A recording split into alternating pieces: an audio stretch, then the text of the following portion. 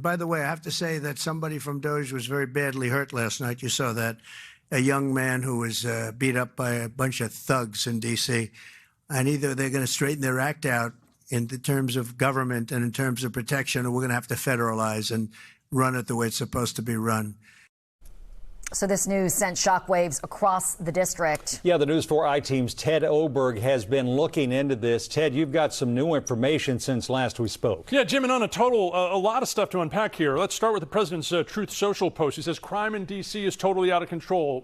Statistics from MPD, D.C. police, say violent crime here in the district this year down 26%. He said minors know that nothing will happen to them. Also, sort of questionable, 85% of juveniles accused of a crime last year were prosecuted by the D.C. Attorney General's office. What we know about this incident the president was talking about, a DOGE staffer who Elon Musk, according to a post he said put on X just a short time ago, said was trying to defend a woman from who was being assaulted by a group of about a dozen young men. A DOGE team member saw what was happening, ran to defend her. And there you see is the picture of what Elon Musk and President Trump allege happened to that young man. We know this is about 3 o'clock in the morning on Sunday, just a couple days ago. D.C. Fire did go out there. They did not transport that young man with any injuries that needed to be treated at a hospital. Elon Musk saying he had symptoms of a concussion, but again, not taken to the hospital.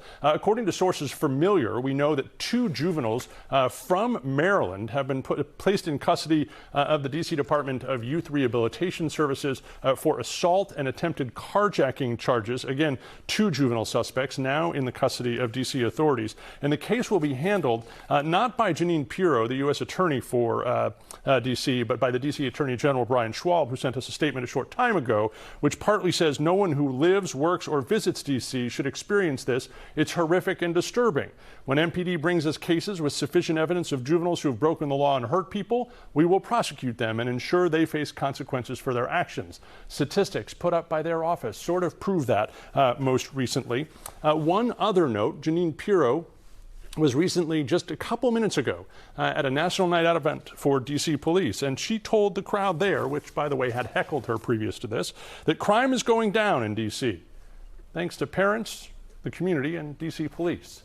Somewhat of a conflicting message to what the president put out there on Truth Social. Indeed. For sure. I know it's just breaking, Ted, but any word from anyone in the city about this latest threat from the president? Yeah, aside from what we heard from the D.C. Attorney General Brian Schwab's office, no. We have not heard. We have calls out, obviously, to everyone involved, including the mayor's office. We've not heard back. And you had mentioned at 5 o'clock that juveniles can be charged as adults in some cases in D.C. The president called for that in his Truth Social message, as young as 14, so that they receive longer prison terms. Something like carjacking, something like assault, would a teenager, do we know, be charged as an adult in most cases or not?